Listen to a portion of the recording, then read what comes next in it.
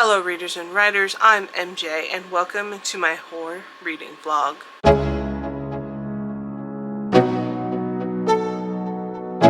Alright, y'all know I'm a wuss and I do not read a lot of horror, but I've decided to make an exception for one author because it is autistic trans horror, and I am a sucker for any book that is autistic and trans read. So in this vlog, I'm going to be reading the two books written by Andrew Joseph White. His first book, Hell Followed With Us, which I've heard is very gory, so I'm very concerned about that. But I'm also very excited to pick it up. I'm actually starting with his book, The Spirit Bears Its Teeth. It's out of its dust jacket right now, but this is the Rainbow Crate dust jacket version of it. Here is the original dust jacket version, which honestly I think it is stunning also. And I started reading yesterday because I finished my last book, even though I knew I wasn't going to start this vlog until today. I couldn't help but pick it up. I am 63 pages into The Spirit Bears Its Teeth, and I am adoring it. It is a very gothic vibe set in Victoria, England, an alternate version where people are born with violet eyes, and if they are, then they have a connection to the spirit world. But our main character is a trans boy, 16 years old, who is obviously not allowed to be who he is given the time, and he is autistic, so then he has, you know, all the autistic characteristics that are seen as completely inappropriate, and it's just the way that it's being presented, the autism rep, the trans rep, it is fantastic. I mean, just like the writing of it, the characterization of it is fantastic. What's happening to the main character is not fantastic.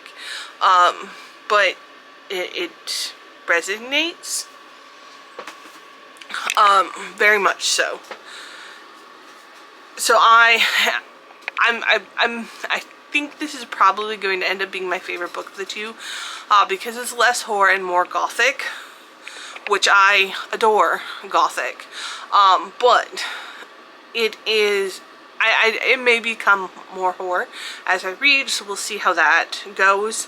But I think there is already this horror aspect to the story if you are trans and autistic, because not just this story, but so many others. Like, there's this constant understanding that if you lived in a different time being autistic, how you would be treated.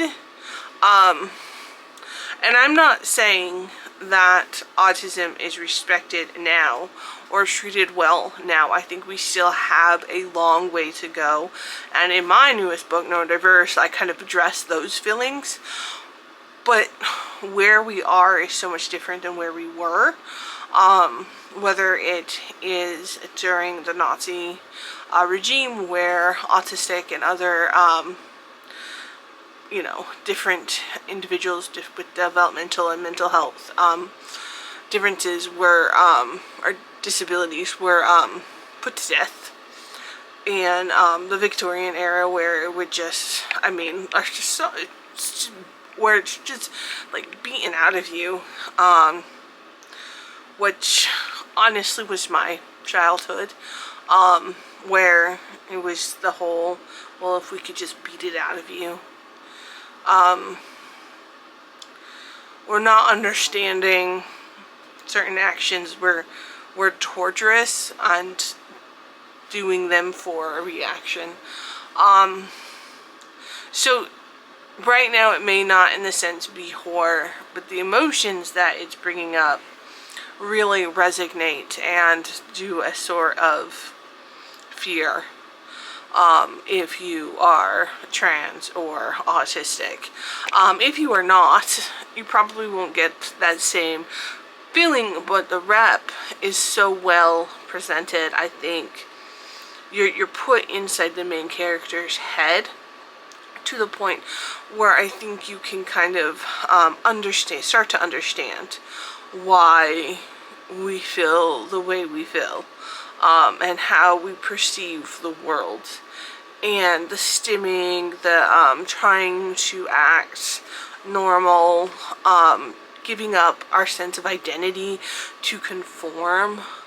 All of that is being presented just so well. The plot itself is intriguing. I have no idea, honestly, where we're headed.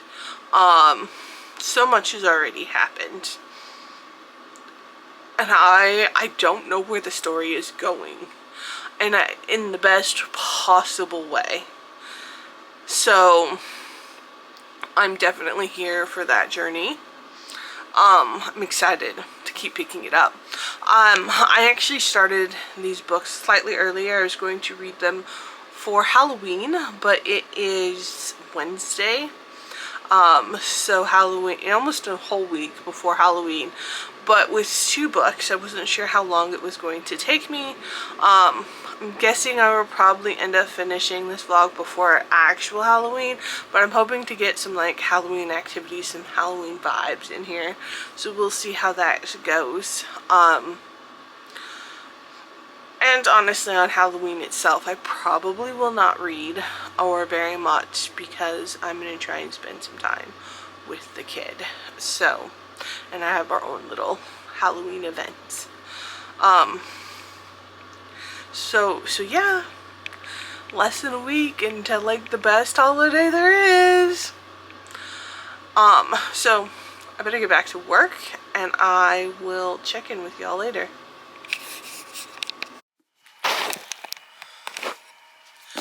Alright, so I wanted to come in and do an update. It's later in the day, and I am now on chapter 10, page 117.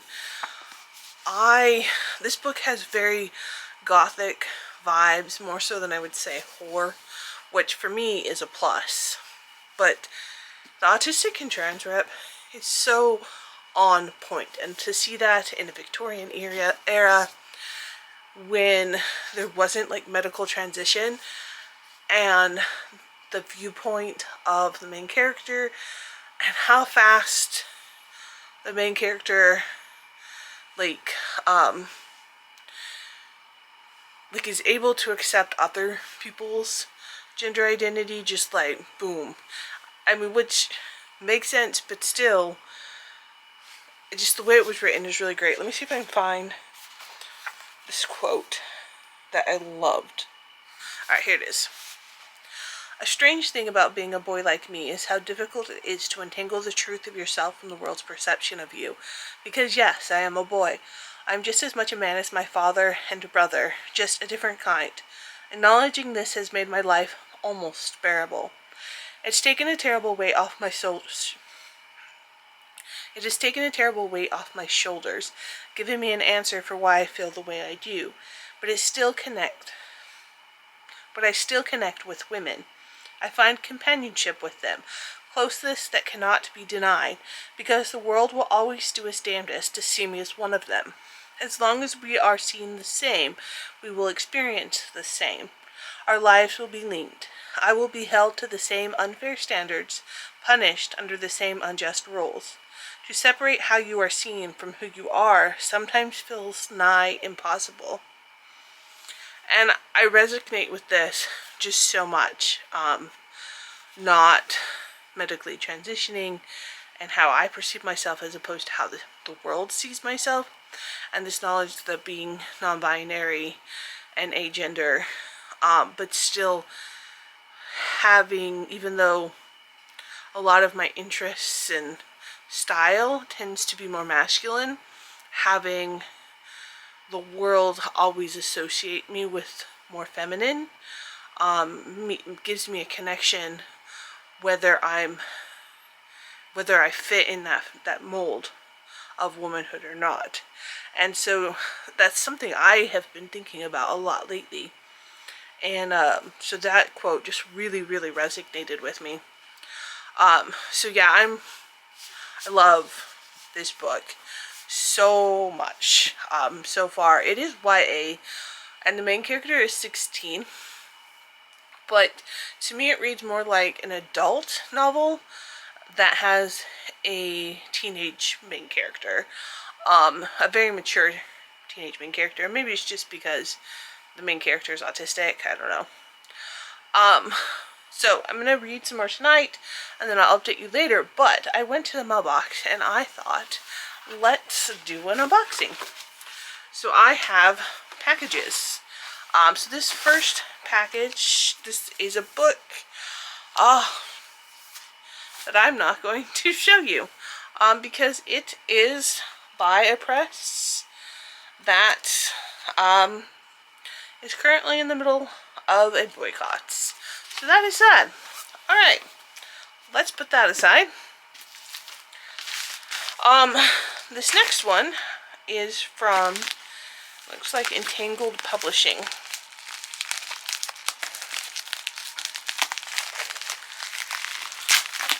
And by sad, I don't mean like, to clarify, I'm not like sad I can't show it to you because in a boycott. It's sad that they are not addressing a situation, causing this whole situation to escalate to the point because they can't condemn racism. Alright, so I'm not sure I've ever, oh no, I have worked with this one before.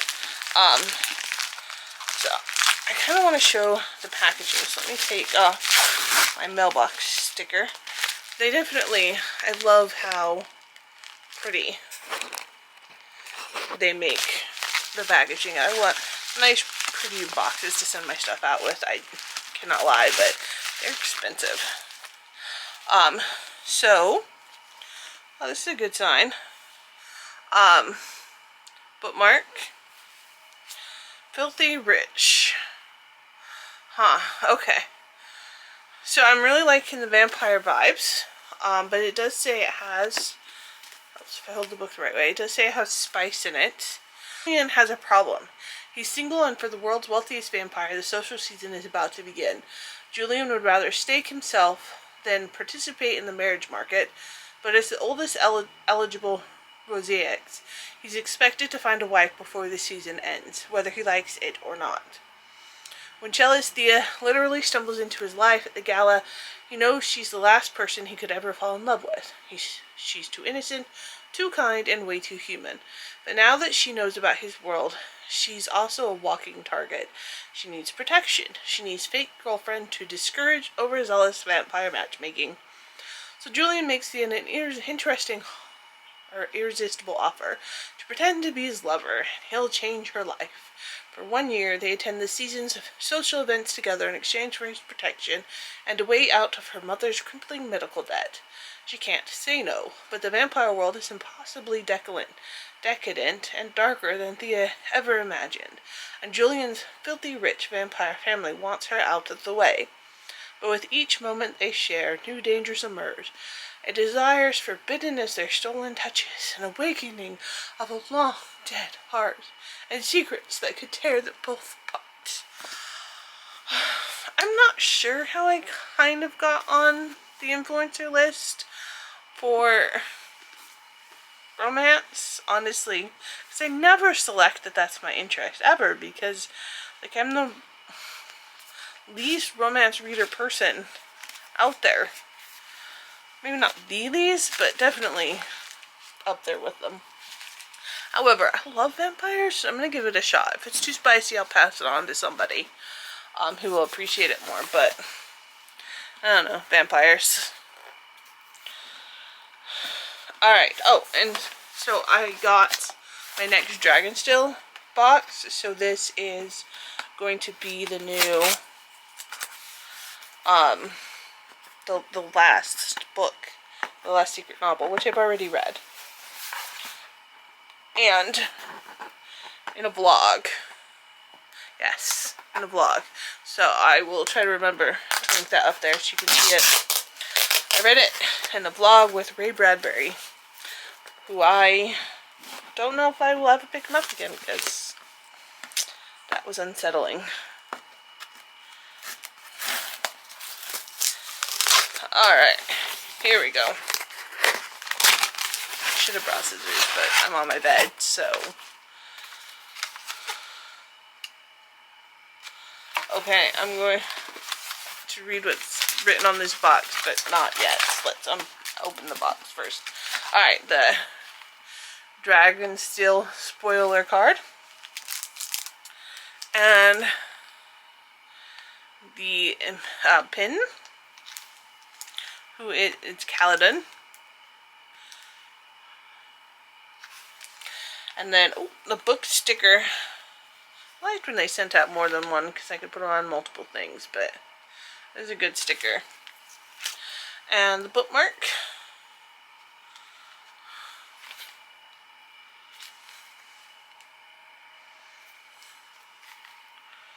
Very interesting, a long ways bookmark. Fascinating.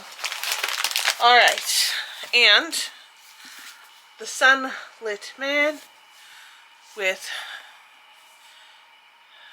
black edges. I think the others had gold on all of them. Maybe not. I don't remember any of the other ones having black, so that's kind of cool. These are very pretty books.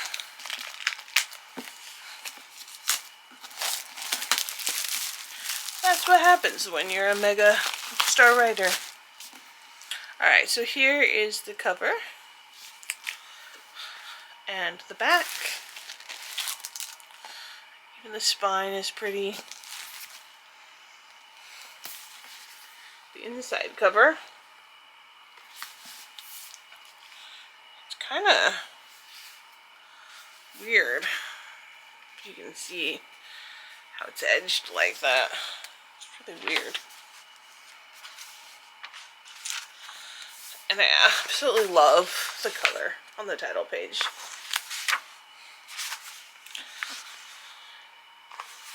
Stunning. This is a Cosmere novel. From what I've heard, it is supposed to be read as a prequel, but I wouldn't. I'm not gonna lie. I don't think it would have made near as much sense. Although maybe, I don't know. Does it have any? Huh, I don't see. Oh, there we go. There's the full colored pictures, and that's what's on the bookmark. So that's a good, not spoiler one. So yeah, the last one. I think we're at the last box. I don't think there's any more stuff coming, so it's kind of sad. Maybe there's one more. I'd like there to be one more. It's only October, so it's like ending before the end of the year. I'm not a huge fan of that. Okay, so, but I think this is it, and the big long letter written on the box definitely helps indicate that.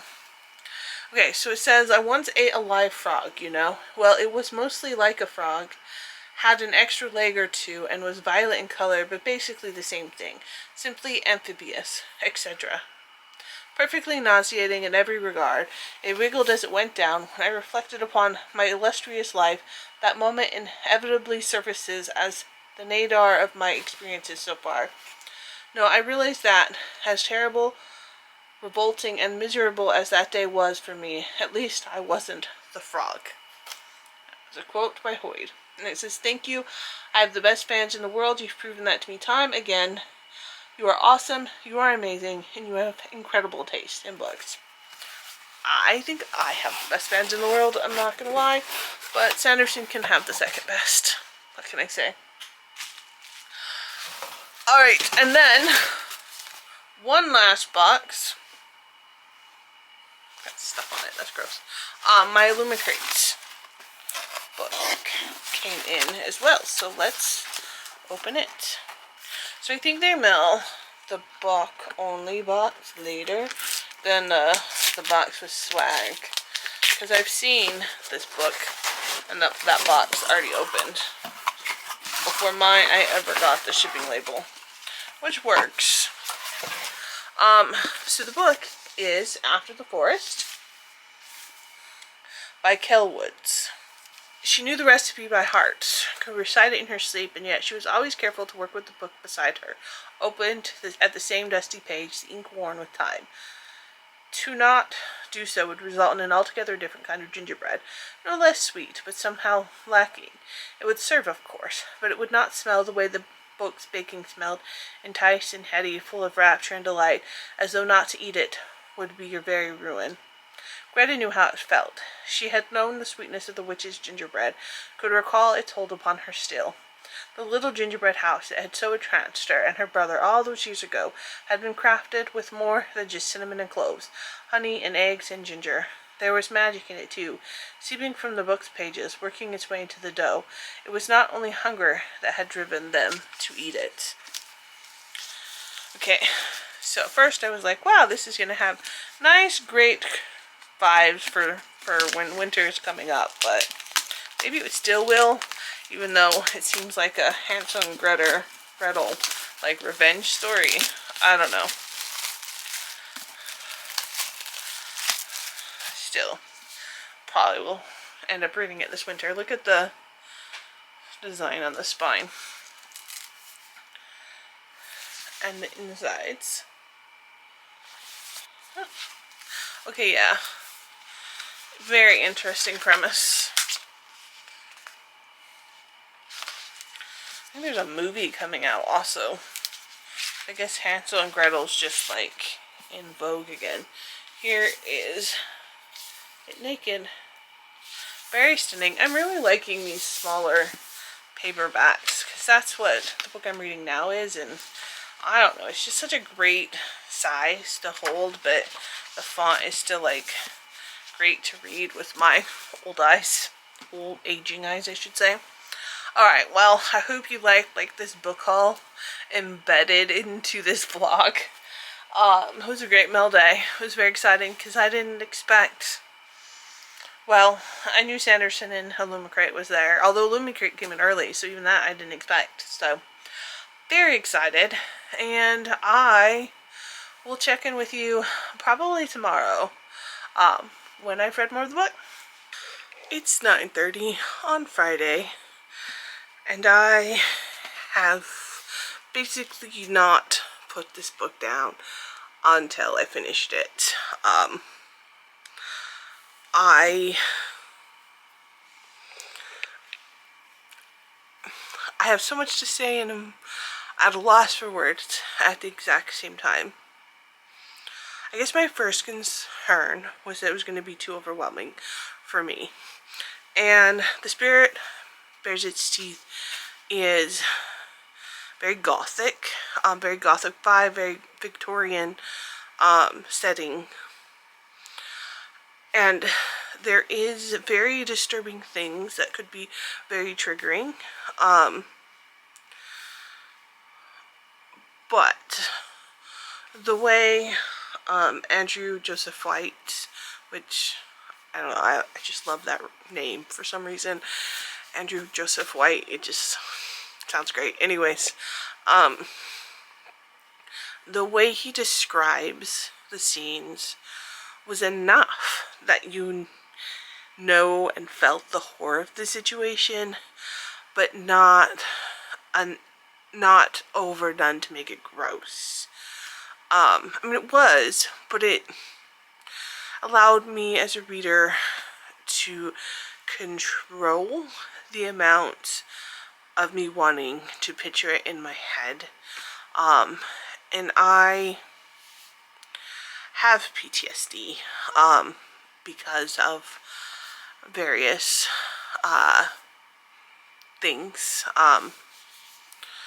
And so I tend to stay away from things that are more horrific because I just don't like those feelings.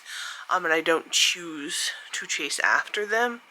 because I've like maxed out for my life. But which is why I tend to stay away from horror. But with the way Andrew Joseph White writes, like, you still, the intensity of it, maybe not the intensity, like, the actions are still there. I still know what's happening, but I get to control the intensity. And I really appreciate that as a reader. And it's not for lack of, like, it's not like, I'm not saying this like he doesn't put detail in his books or anything like that, because there is. It's just not gory or overly done. Everything is here for a purpose, and so it doesn't become like gross for the sake of being gross, scary for the sake of being scary. And so I guess for me, that makes it controllable. And everyone's going to be different. But then on the offshoot, you have the reasons why I wanted to pick up his books in the first place, which is the trans and autistic rep. Because there's just not enough autistic authors. And then to find trans and autistic rep, the same characters, obviously that resonates a lot with me. And I thought it was so superbly done. The autism rep is named autism rep by the author, but in the book, because it wouldn't be an appropriate diagnosis for the time period, other terminology was used. And without the situation in this book, that terminology would be offensive. I mean, it is offensive, but it's not meant by that way by the author. And historically it would have been accurate, which is kind of the point of the book. And so I thought it was very well represented. I really liked how, like, various autistic traits were brought in. I really liked how there's this part where the main character is looking at something about him, and I don't want to get into specifics because no spoilers, and he was reading something written about him, and his thought was like, oh, they were just focusing on everything negative. And I think a lot of times when you talk about autism, that's what happens in books, especially, honestly, books written by neurotypical people. It's all this focus on the negative and leaving out all the positive aspects of being autistic, or just even the neutral aspects, just the things that are. People are allowed to just have neutral traits, you know? And to bringing that out. And then the moment it was brought out, like, it was just, I don't know, it just worked very well. And the trans rep was fantastic. And I don't know if this book's gonna have a sequel. Knowingly, I could see, I mean, I'll have to look it up to see if it's like listed as book 1. But fantastic. Absolutely fantastic. And I've seen this book everywhere, and it just brings me such joy to see people reading autistic rep, and well done autistic rep by an autistic author. Trans books, trans rep also, but I almost feel like that is even more common than autistic rep, named autistic rep. So it just brings me such joy that so many people are reading this book.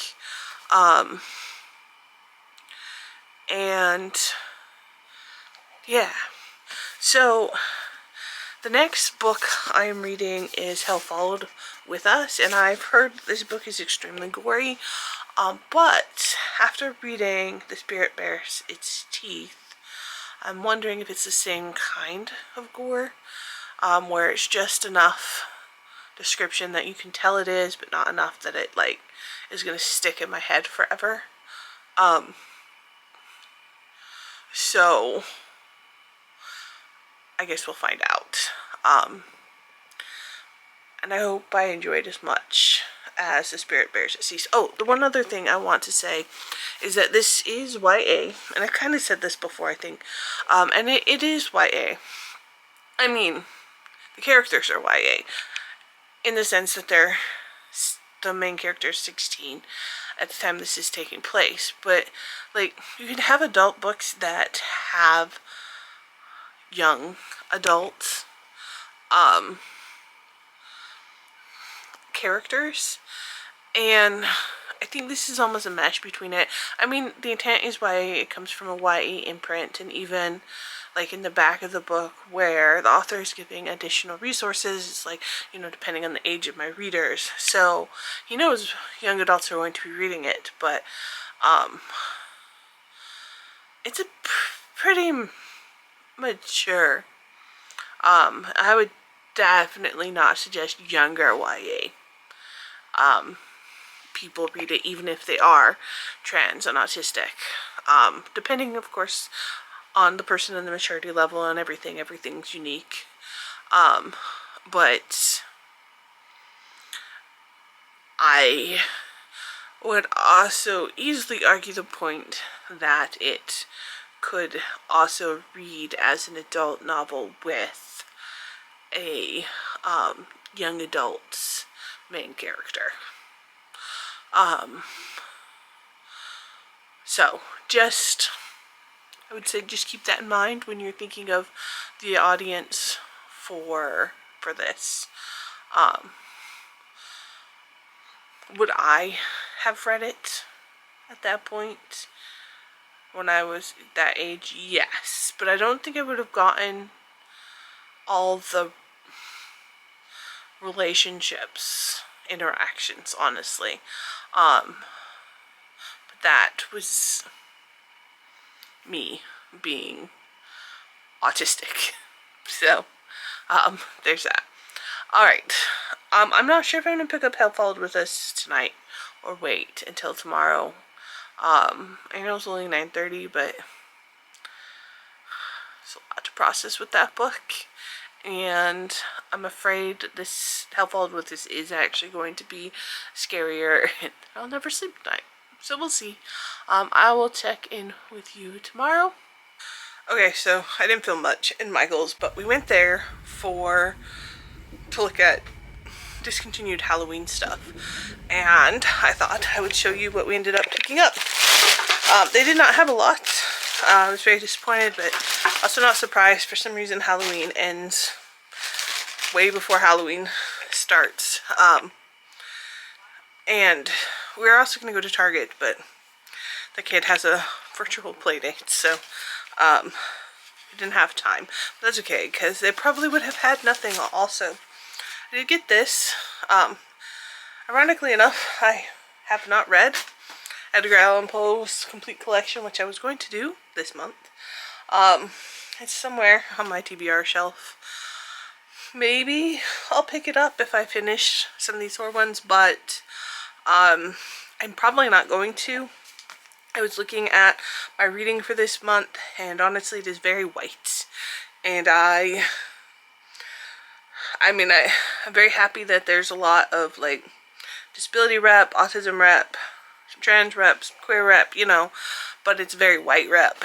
And I would like because I think I'm gonna have time for at least one more book after I finish Hell Followed Us, and I want to pick up something that is a different voice. So I'm not sure what yet, but it's not going to be Edgar Allan Poe. But I will probably pick Edgar Allan Poe's book up at some point, because I'm really fascinated with his writing, more so when I realized how much contributions he actually made to physical science. Anyways, so I got that. I don't know, it just looked cool. The kid picked this up. To me it almost looks Easter, but then there's a little ghost on the end. I mean, yeah, the cape, but the colors themselves seem very Easter themed. We're apparently now starting a Nutcracker collection that is not Christmas themed at all. This is our second. The other one we have is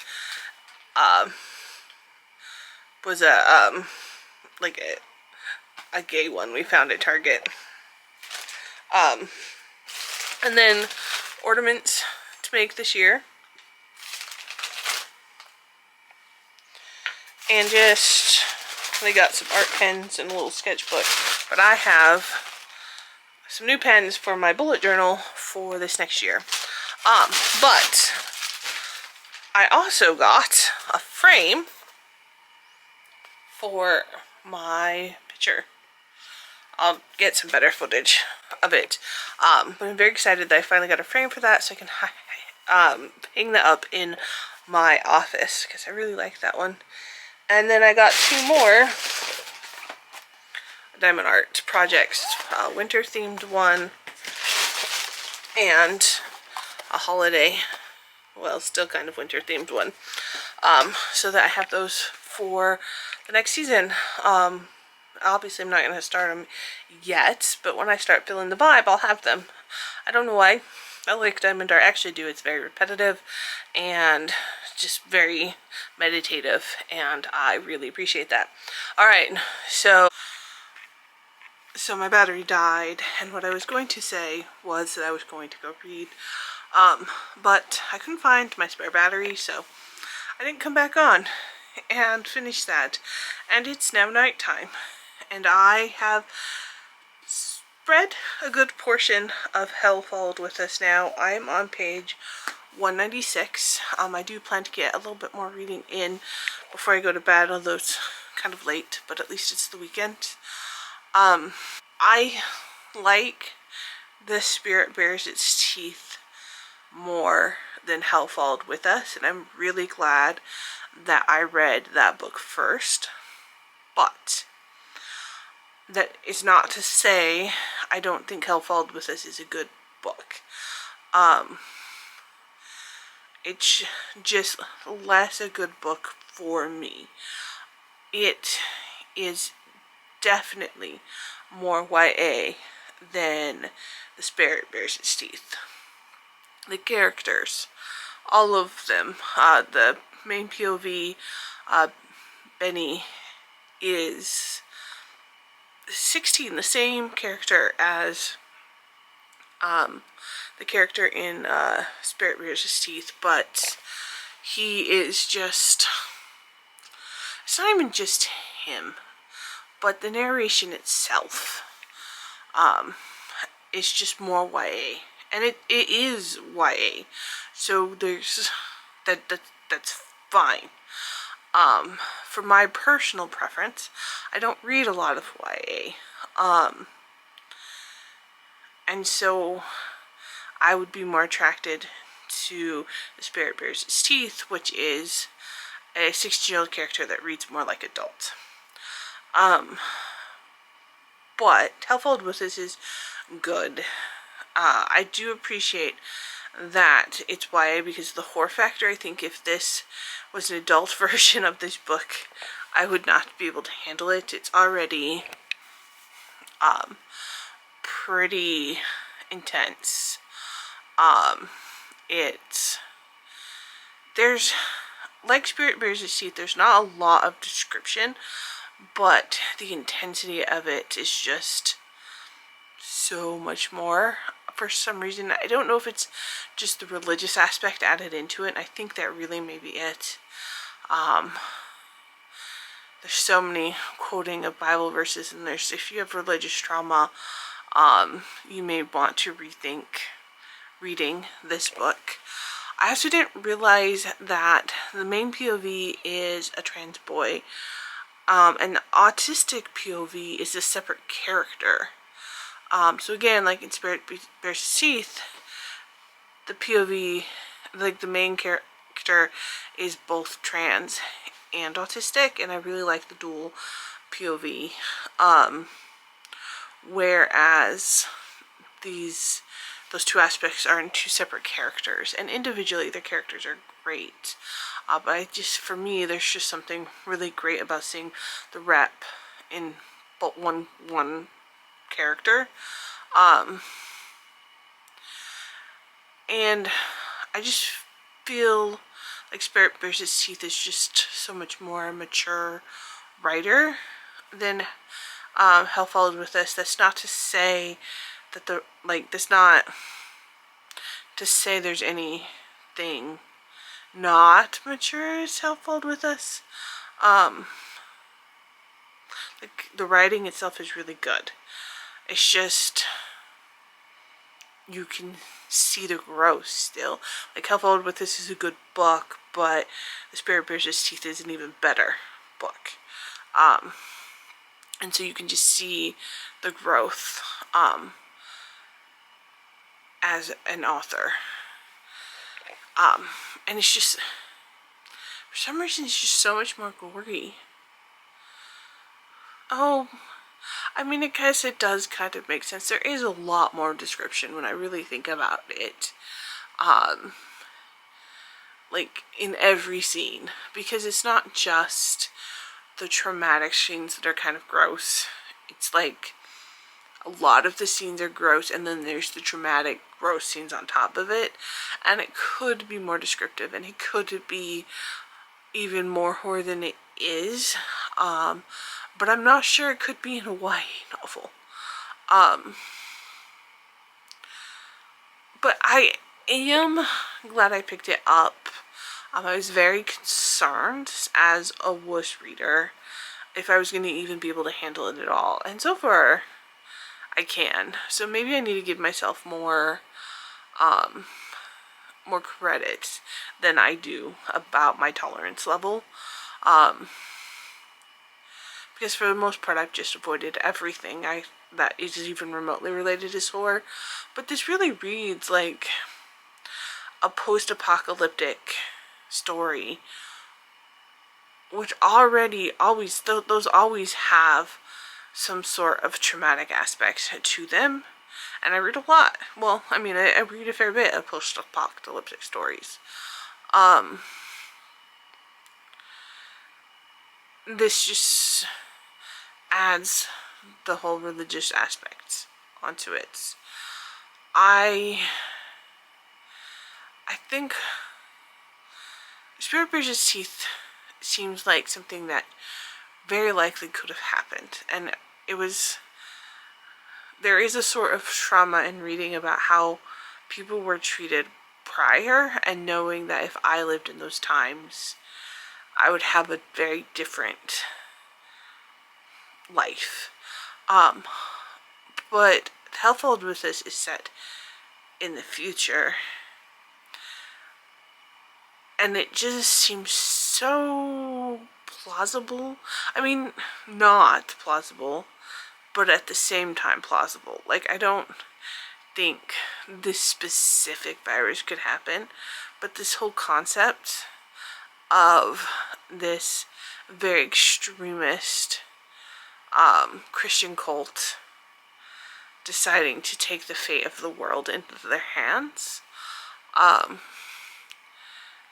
it hits so close to home. I think that's almost the horror aspect in and of itself. I do appreciate the cast of queer characters. All of the rep is fantastic. The whole concept of these young adults together in the apocalypse is, I don't want to say refreshing, but just like to see like this queer community thriving. Well, I mean, thriving is not the right word, but at least existing. I like reading about it. So I'm about halfway through. I'm gonna try and read some more tonight, and then finish tomorrow. I do have filming to get done tomorrow. Oh, today I made a shepherd's pie for dinner, and I didn't have batteries, so I didn't film it, but I'm very proud of myself. I haven't had shepherd's pie in years, and it turned out very well. So, I tend to keep things a little bit more simple now that I'm not cooking for as many people, but it's nice, and I have lots of leftovers. So yeah, another great fall meal. But yeah, I will check in with y'all tomorrow. Well, I finished it. Hell Followed With Us is very different than The Spirit Bares Its Teeth. It is violent and gory and full of religious trauma. I'm a little surprised that I was able to read through it, honestly. The more I got into the book, the more even the more I couldn't like bypass or overlook the over-amounting amount of gore and death. And it was a lot. And then on top of that, you're in a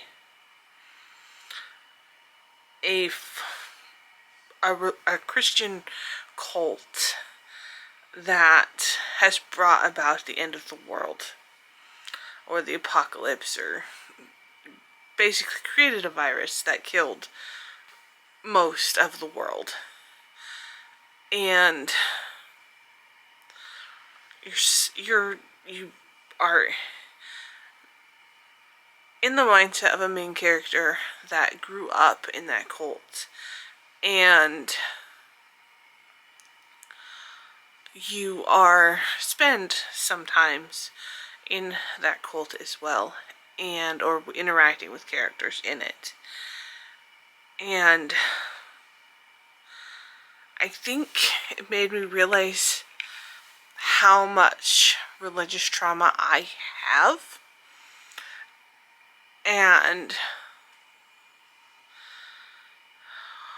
how much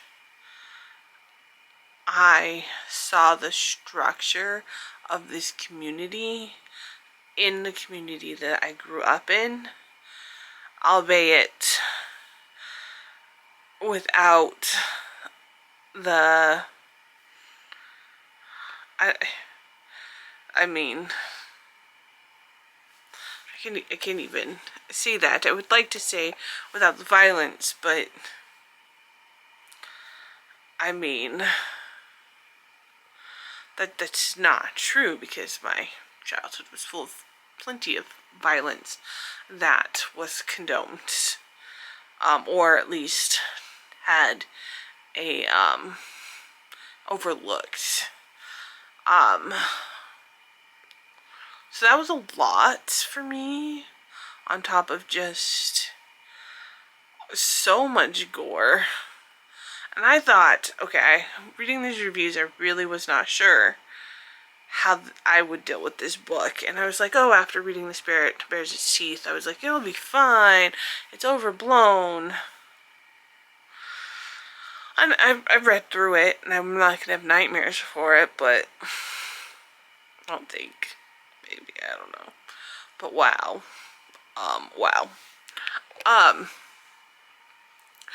Going on to the trans and autistic rep, I think I think I've kind of said this before, but Hell Followed With Us definitely is YA. I make an argument for The Spirit Bares Its Teeth could be considered an adult, even though it has a 16-year-old main character. The Hell Followed With Us is definitely YA, and that aspect of it I didn't really relate too. Which again, that's me as an adult choosing to read a YA book. So that's not on the book, that's who it's for. Although, I guess YA could, depending on the young adult, whether or not they could handle this book, I guess is just as much as depending on the adults, if they can handle this book. It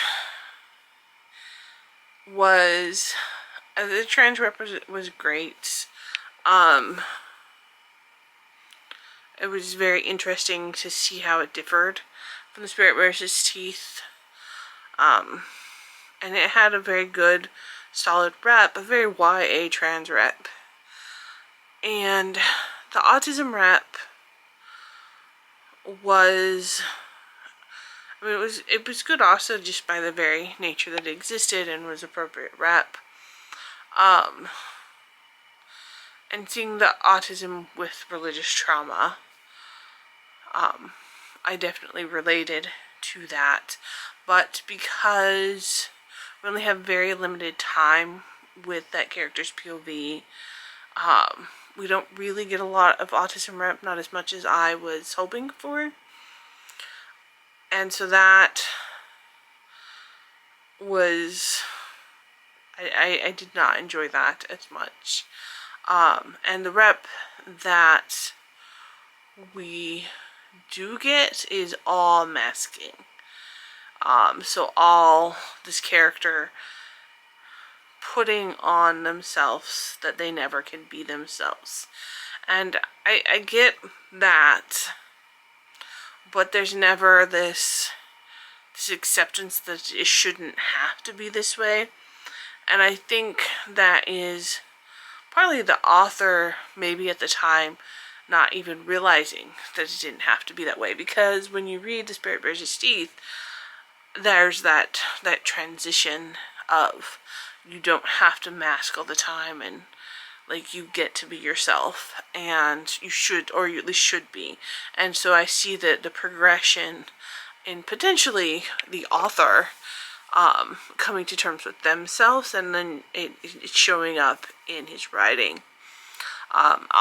Pure speculation, of course, but I think that happens to so many autistic individuals, especially since, public education is just teaching us how to mask and act like other people, and that we're not okay with who we are, and having to unlearn that. So there's a pretty valid perspective, but I do kind of wish there was a little bit of like, hey, you don't have to do this for all the autistic young adults reading it. I think it kind of takes into that whole, I need to mask, I need to do this without any of the release. And while that's valid, I do kind of wish there was that message saying that you actually don't have to do this. But I think I understand why it's not there, because that's a learning and progressing, and an extra step of saying no to what's constantly put on autistic individuals. And it took me many years to say that, and then it took the pandemic for me to really realize how much I was still even masking. So I'm done. It is Sunday, so I finished 2 days before Halloween even started. I don't know exactly what I'm going to pick up next, because November 1st, I'm starting this whole other long-term project that may or may not be announced by the time this vlog comes out. I'm sure. So I need to be selective in what I'm picking, but I also want to find something a little more diverse. So I don't know. We'll figure it out. But wow. I will absolutely pick up the next thing that he writes. Although it is good to know that he really, like, I need to probably be careful to make sure that I can actually handle the horror, because wow, it was a lot. All right. Even though it's past Halloween, happy Halloween. I hope you had fun, hope you had a good one, and let me know any of your spooky or gothic or just fall reads down in the comments. And as always, keep writing, keep reading, and until next time.